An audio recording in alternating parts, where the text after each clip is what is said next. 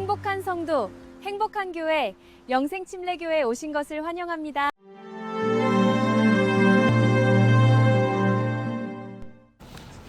많은 분들이 가장 자주 접하는 단어가 있는데 그것은 구독, 좋아요, 그런 단어를 많이 접합니다. 인터넷이 발달이 되면서 많은 OTT들이 발달하면서 유튜브에 쉽게 구독 버튼을 누르고 디즈니나 여러 가지 넷플릭스 이런 것에 구독을 합니다. 참 편해요. 내가 영화관을 가서 영화는 상영하는 영화를 볼 필요도 없어요. 집에서 내가 원하는 영화들을 내가 볼 수가 있습니다. 구독하기 참 좋은 시대에 살아가고 있어요. 내가 이것을 구독하면 내가 이것이 나에게 기쁨을 가져다 줄 것 같고 내가 좀 행복할 것 같아요. 근데 점점 시간이 지날수록 별로네. 내가 한 달에 가만 보니까 한 편도 안 봐요. 두 편도 안 봐요. 그런데 내가 잘 보지도 않는데 계속 매달 얼마씩은 계속 지급이 되고 있어요. 나한테 별로 도움도 되지 않는데 그냥 취소해버리면 좋겠다. 그래서 그냥 구독을 취소해버려요. 여러분, 찰스 테일러라는 사회심리학자가 오늘날 사회 현상에 대해서 이렇게 이야기를 합니다. 현대에 살아가고 있는 사람들은 개인적 표현주의에 빠져서 살아가고 있다. 더 쉽게 이야기하면 결혼하는 것도 내가 살아보고 마음에 들면 결혼 생활을 유지하고 마음에 들지 않으면 내가 쉽게 취소해버리면 된다. 내가 친구지간에도 내가 직장을 다녀보고 직장이 좀 좋은 것 같으면 계속 다니고 조금 더 좋은 직장, 나를 표현하고 내 중심에 내 사고에 맞는다. 그러면 직장이든 사회든 우리 어떠한 인간 관계든 모든 것들을 쉽게 구독하고 쉽게 취소하는 사회. 내 마음에 들면 내가 교회도 마찬가지예요. 내 마음에 들면 이 교회도 다녔다가 내 마음에 안 들면 다른 교회도 나아가기도 하고 그럽니다. 그 사회가 개인적 표현주의 시대. 그 중심에는 무엇이 있느냐? 나라는 사람이 있어요. 그런데 이게 앞으로 시간이 지나면 지날수록 나라는 사고가 만들어 나가는 공동체에서 결여되어지는 것이 있는데 그것은 책임의식이라는 것이 점점 사라지고 있다라고 말을 하는 거예요. 여러분, 하나님의 말씀은 구독이 아닙니다. 여러분, 하나님의 말씀, 하나님의 복음은 취소할 수 있는 것이 아니고 하나님의 말씀, 하나님의 복음은 언약입니다. 하나님의 말씀, 하나님의 복음은 약속입니다. 오늘 본문이 그 이야기를 하고 있습니다. 어느 날 예수님 곁에 수많은 제자들, 예수 그리스도의 12사도와 함께 많은 제자들의 원뜻이 제자들을 헬라어로 disciple이라고 말을 하는데 disciple이라는 말의 어원이 student에서 왔습니다. 그래서 학생들이라는 거예요. 그러니까 뭔가 이 사람에게 배울 것이 있다라고 말하는 것을 제자들이라고 말을 하는 거예요. 그 제자들 가운데 예수 그리스도를 진심으로 따르는 12명과 함께 많은 제자들이 예수님에게 나오는 거예요. 예수님에게 나왔는데 예수님의 가르침을 들어요. 예수님의 말씀을 들어요. 예수님의 말씀을 듣고 그 가르침에 감동을 받아요. 소위 은혜를 받아요. 그런데 그 많은 무리들이 예수님을 떠나갔더라 이렇게 말하고 있습니다. 오늘 본문을 통해서 왜 그 사람들이 예수님을 떠나갔는가? 그리고 왜 어떤 사람들은 떠나가지 않았는가? 그리고 이것이 나에게 어떠한 삶에 적용이 되어지는가를 깊이 깨닫는 시간이 되시기를 주님의 이름으로 축복합니다. 오늘 말씀의 제목 우리 한번 따라 하시겠습니다. 그래도 떠날 수 없는 이유. 그래도 떠날 수 없는 이유에서 우리가 기억해야 되는 첫 번째가 있는데, 말씀이 이해되지 않을 때 우리는 떠나고 싶어 합니다. 말씀이 이해되어지지 않을 때 우리는 떠나게 된다. 여러분, 우리 한번 본문 66절을 다 같이 읽겠습니다. 시작.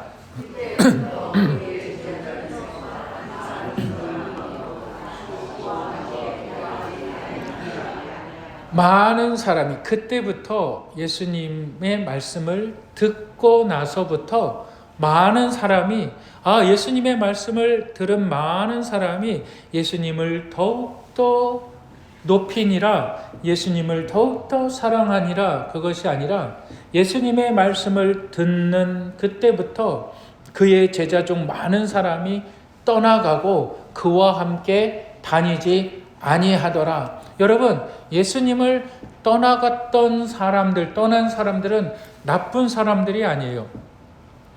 저 사람 나쁜 사람이야, 그런 사람들이 아니에요.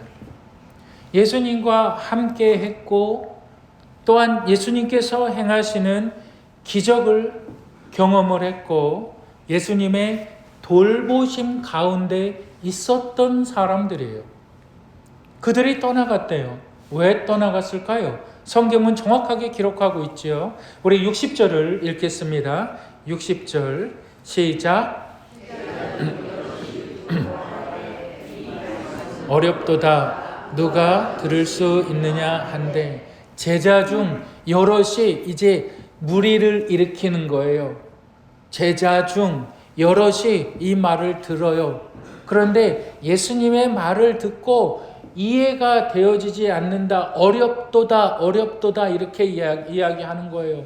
우리가 본문을 딱 봤을 때는 어렵도다라고 말하는 것은 우리가 잘 예수님의 말씀이 이해가 되어지지 않아, 우리가 이렇게 생각하는데 본문의 정확한 뜻은 그것이 아닙니다. 본문의 정확한 뜻은 예수님께서 니네들에게, 제자들에게 이해가 되어지지 않도록 어려운 말씀을 하신 것이 아니라, 본문의 말씀의 뜻은 뭐냐면 받아들이지 못하겠다 이 말이에요. 이해는 되는데 받아들이지 못하겠다 이 말이에요. 그것을 한국어로 쉽게 번역한 것이 어렵다라고 번역을 한 거예요. 그런데 성경의 정확한 뜻은 예수님이 어려운 말씀으로 유식한 말로, 지식인의 말로 했다는 것이 아니라 그들이 다 알아듣고 다 이해를 했는데 받아들이지 못하겠다라고 말하는 거예요. 예수님이 그렇다면 무슨 말씀을 하셨을까요? 예수님이 어떤 말씀을 하셨기 때문에 이 제자들은 그것을 받아들이지 못했을까요? 그것이 바로 50절, 55절부터의 그 내용입니다. 제가 읽어보면 53절에 이렇게 기록되어져 있어요. 진실로 너희에게 이르노니 인자의 살을 먹지 아니하고 인자의 피를 먹지 아니하면 너희 속에 생명이 없느니라, 이렇게 말씀하시고, 내 살을 먹고 내 피를 마시는 자는 영생을 가졌고 마지막 날에 내가 그를 다시 살리리니, 6장에만, 요한복음 6장에만 마지막 날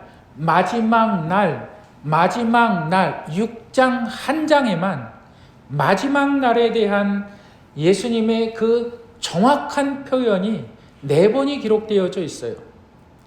내 살을 먹고 내 피를 마신 자만이 영생을 가졌고 마지막 날에 내가 그를 반드시 다시 살리게 된다. 그렇다면 마지막 날은 언제인가?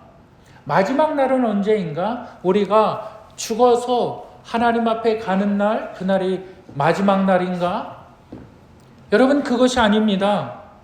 우리가 죽어서 하나님 앞에 가는 날이 마지막 날이라 그러면 우리 앞에 먼저 돌아가신 분들에게도 마지막 날은 다 있을 것 아닙니까? 다 다를 것 아니에요?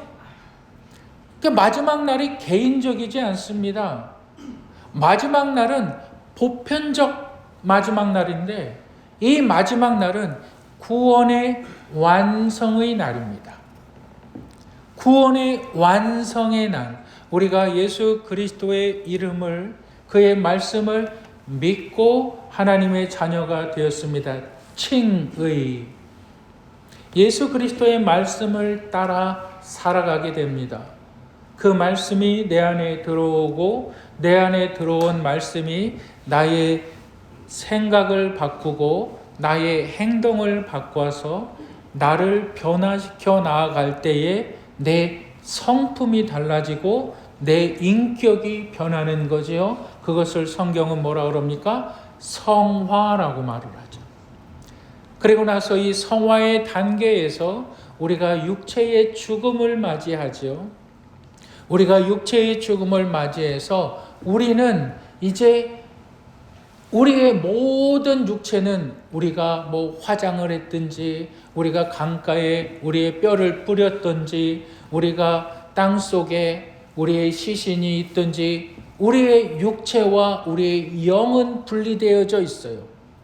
그리고 나서 우리 예수 그리스도께서 승천하신 예수 그리스도께서 이 땅에 다시 오실 때에 우리의 죽었던 몸이 뼈가루가 뿌려졌든지 우리의 육체가 땅에 있든지 우리의 죽은 몸이 다시 부활하여 하나님 예수 그리스도의 보좌 앞에 서게 되는 것, 그것을 영화라고 말을 합니다. 그래서 마지막 날이라는 것은 우리의 구원이 완성되는 날을 이야기하는 거예요.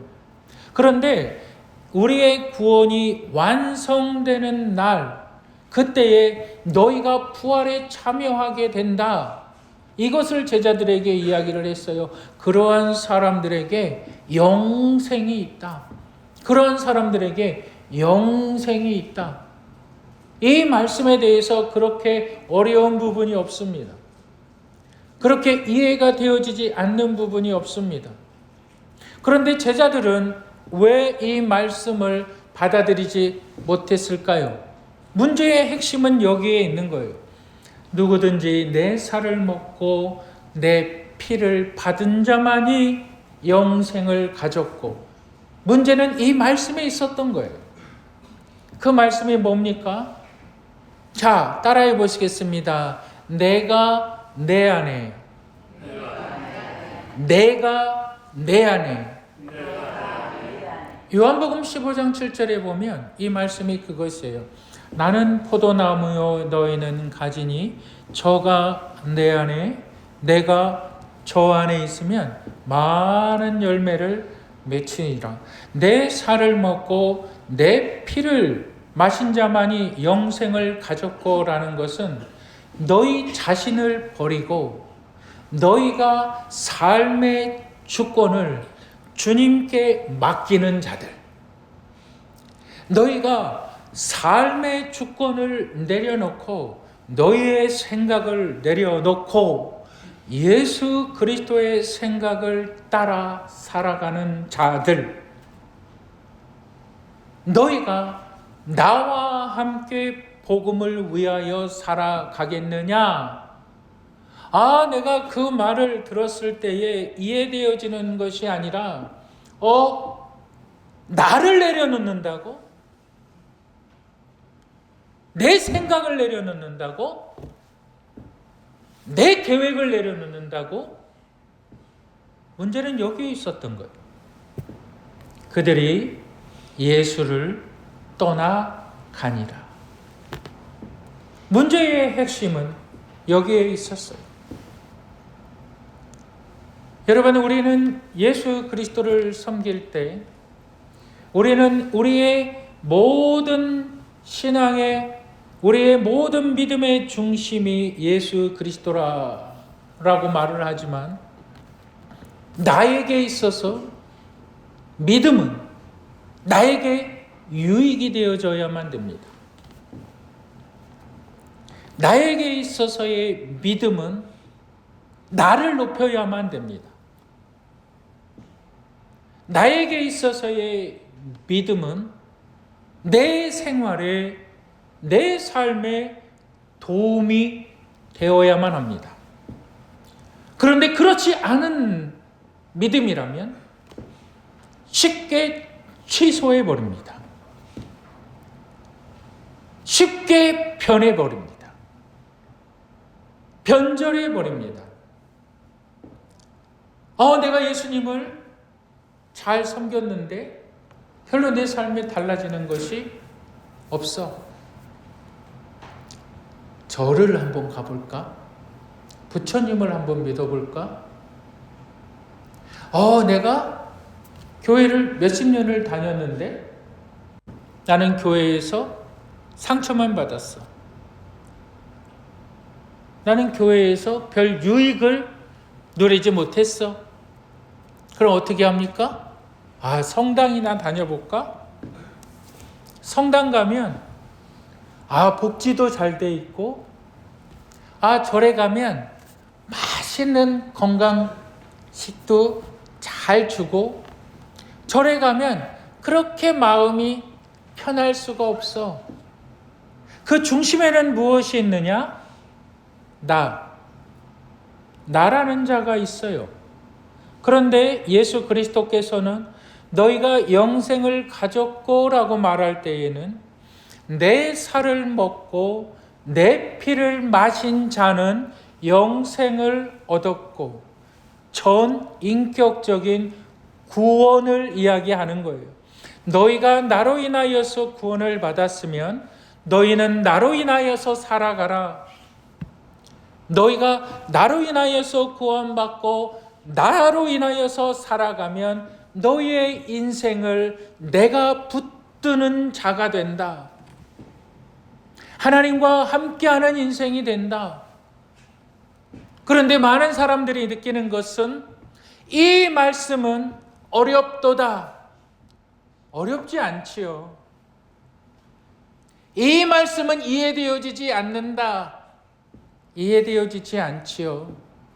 무엇이 이들을 떠나게 만들었을까요? 딴 데 가보지 뭐. 내 삶을 내려놓지 못하기 때문에 떠나갔더라. 이 말이에요. 여러분, 우리는 어떨까요? 우리는 어떨까요? 내 삶을 내려놓는다는 거 그렇게 쉽지가 않아요. 내 고집을 꺾는다는 거 그렇게 쉽지가 않아요. 그렇게 호락호락한 일이 아니에요. 그래서 우리 주님은 이렇게 얘기합니다. 신인동제설. 너희가 내 안에 거하고 내 말이 너희 안에 거하면 내가 이끄는 인생, 내가 책임지는 인생, 그것이 나와 아버지와 너희에 있어서 언약의 관계라는 것입니다. 그런데 사람들은 그러한 이유에도 불구하고 예수 그리스도를 떠납니다. 그러나 남은 자들이 있어요. 누가 남았습니까? 제자들 중에서 예수 그리스도의 그 12제자들이 남았어요. 그 중에 하나는 마귀, 사탄의 회라고도 이야기하지만 가룟 유다를 빼고 그들은 남았어요. 그들이 왜 남았을까요? 그럼에도 떠날 수 없는 이유에서 우리가 기억해야 되는 두 번째가 있는데 한번 따라 하시겠습니다. 예수님 외에 답이 없기 때문에. 예수님 외에 답이 없기 때문에. 여러분, 우리 본문 68절을 한번 다 같이 읽겠습니다. 68절 시작.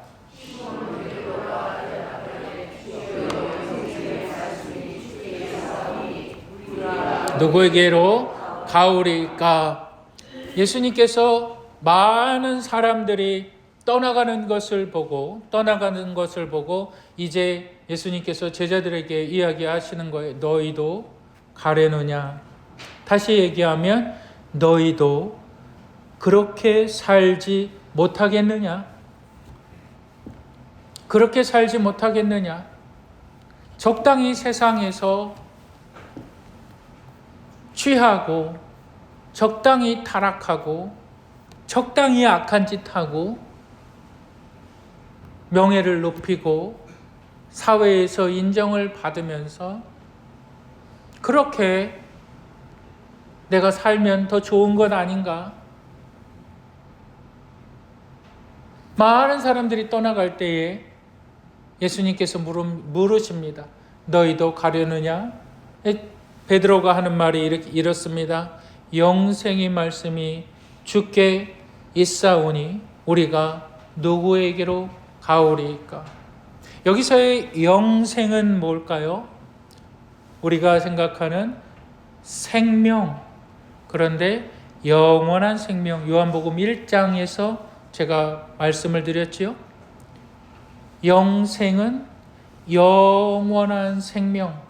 요한복음 1장에서 가르쳐주는 생명은 세 가지가 있다. 첫째는 육체적 생명, 음식을 취함으로 우리 몸이 움직이는 것.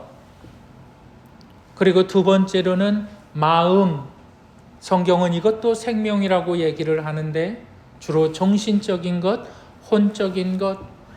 그리고 세 번째는 조회라고 말을 했죠. 영원한 생명. 지금 영생의 말씀이라는 것은 바로 영원한 생명을 말합니다. 그런데 여기에서 이렇게 있어요. 영생의 말씀이라는 단어가 뒤에 붙어 있어요. 그냥 영생이라고 말하지 않고 영생의 말씀. 다시 말해서 말씀 안에 영생이 있다라는 말이죠. 말씀 안에 영생이 있다. 여러분, 우리가 때로는 참 힘들 때가 있어요. 참 어려울 때가 있어요. 몸이 아플 때가 있고요. 참 괴로울 때가 있어요. 그때 누군가 정말 위로의 말 한마디를 하면 힘이 나죠. 힘이 나요. 누가 공감해주고 위로해주고 그러면 힘이 나요. 그런데 그것이 며칠을 못 가요. 많이 가봤자 한 2, 3일? 많이 가봤자. 정말 내가 힘든 시간들을 견뎌나가고 있는데 누가 이런 말을 해요. 버티면 좋은 결과가 있을 거야. 힘이 나지요. 그런데 그것이 내 어려운 삶을 지탱해 주지 못해요. 잠깐 동안 인스턴트 음식을 먹었을 때에, 사탕을 먹었을 때에 내 입안이 달달한 맛을 느끼는 것처럼 잠시 후에는 또 현실이에요. 위로의 말을 들으면 잠시 기분이 좋고 잠시 내가 힘을 얻는 것 같고 잠시 나에게 있어서 뭔가 정말 나는 이겨낼 수 있어. 라는 에너지가 생기는 것 같아요. 그런데 우리가 살아보면 알지만 그 위로의 말이 정말 현실을 이겨 나아가지 못합니다. 잠시 나를 기분 좋게 합니다. 잠시 나에게 힘을 주는 것 같아요.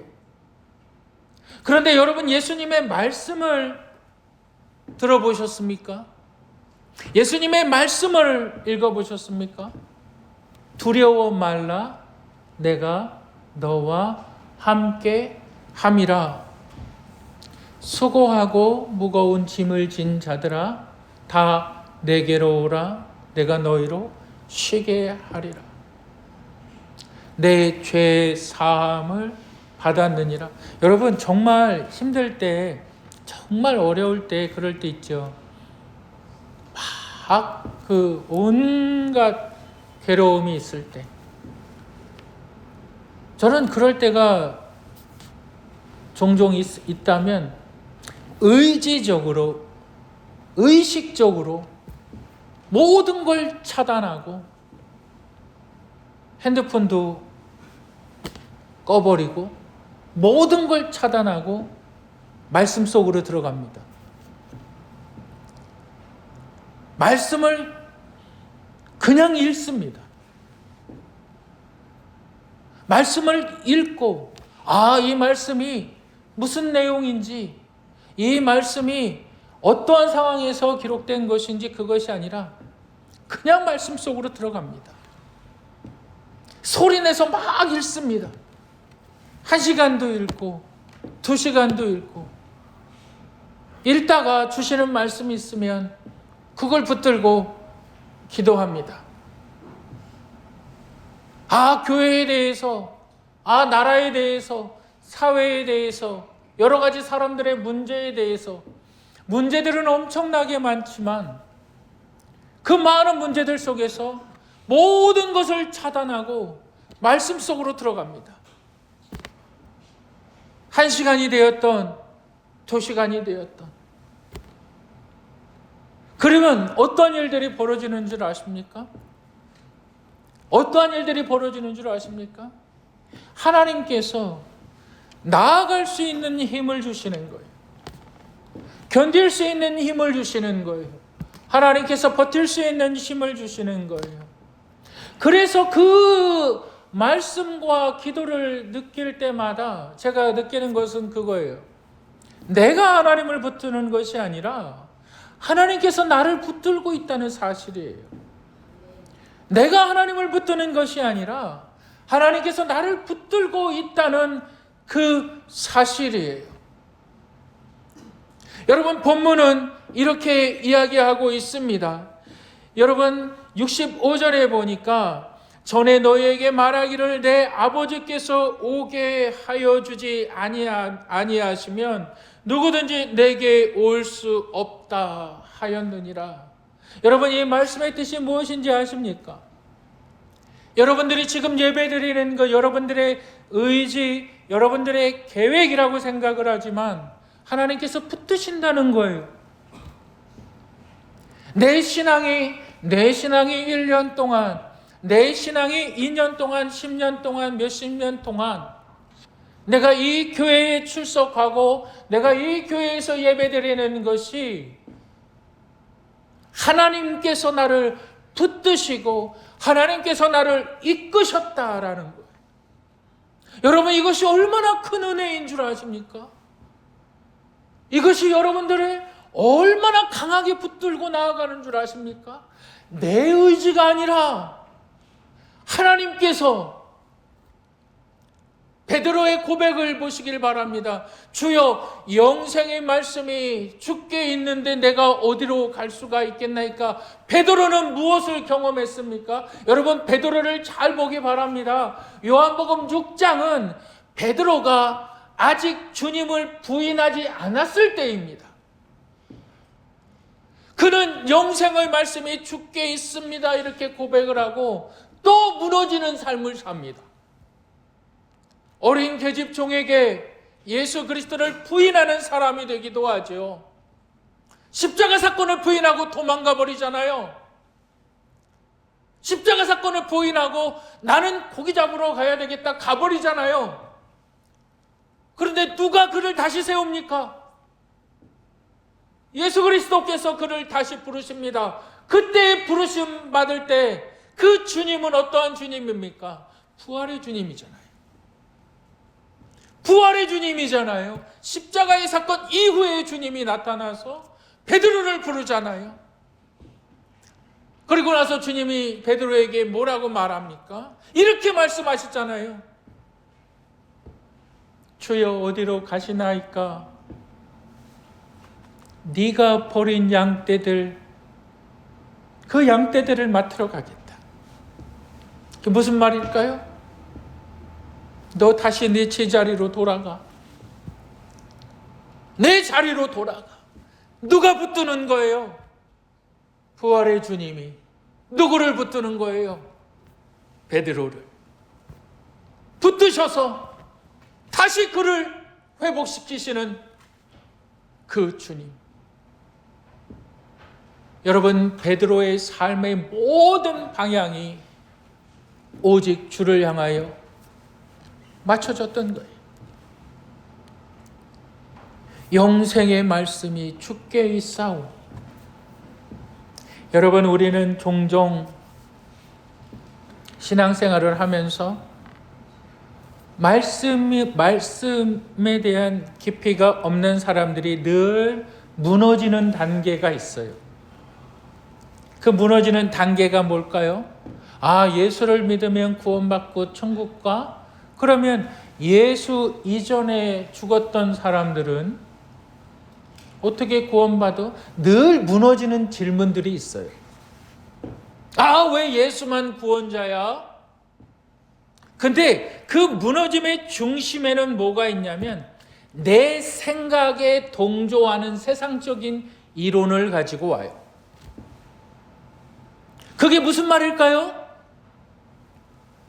성경 말씀에 대한 기준이 없어요. 우리 주보를 보실까요? 주보 첫 번째 면을 보세요. 영생침례교회는 오직 신구약 정경 66권만이 성령의 영감으로 기록된 하나님의 말씀이며 우리의 신앙과 행위의 궁극적 권위임을 믿습니다. 우리의 신앙과 내 믿음과 내 행동의 궁극적인 권위가 성경임을 믿습니다. 라는 고백이 우리 교회의 고백이에요. 이것이 없는 사람들은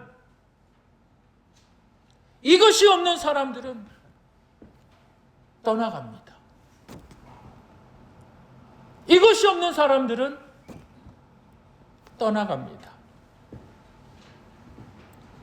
그런데 예수 그리스도의 말씀을 경험한 사람들, 그 말씀 안에 순종하는 사람들, 베드로와 같이 고백을 하죠.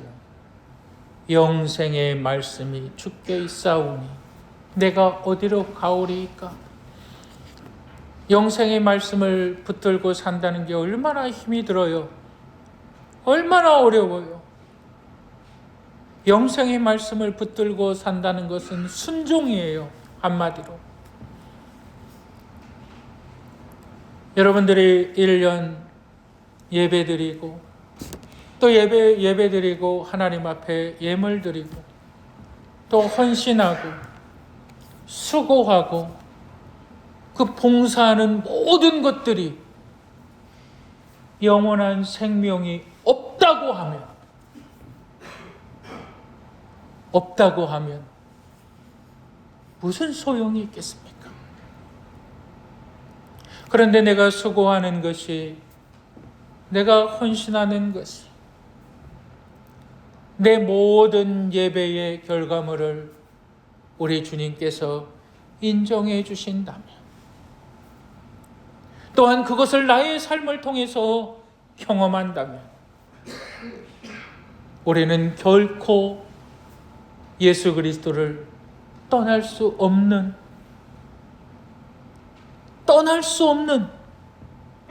그러한 하나님의 자녀인 것을 믿습니다. 2026년도 주님께서 여러분들을 붙들고 새 일들을 행하십니다. 더 수고하시고 더 헌신하시고 더 노력하셔서 나의 생각이 아닌 주의 생각, 나의 이익이 아닌 하나님의 교회의 이익, 나의 높임이 아닌 하나님의 높임을 위하여 나아가시는 분들이 되시기를 주님의 이름으로 축복합니다.